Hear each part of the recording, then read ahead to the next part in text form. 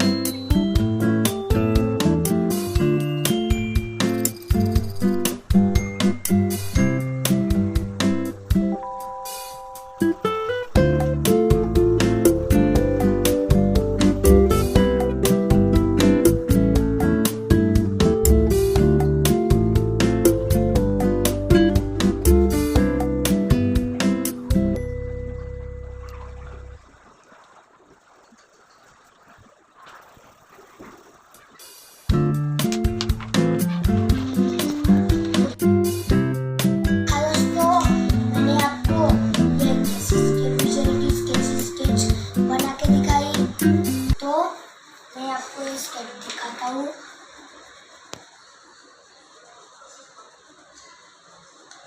अगर आपको आगे मेरी ऐसी वीडियो देखनी है तो आप मेरे चैनल को लाइक और सब्सक्राइब करना ना भूलें। नमस्कार।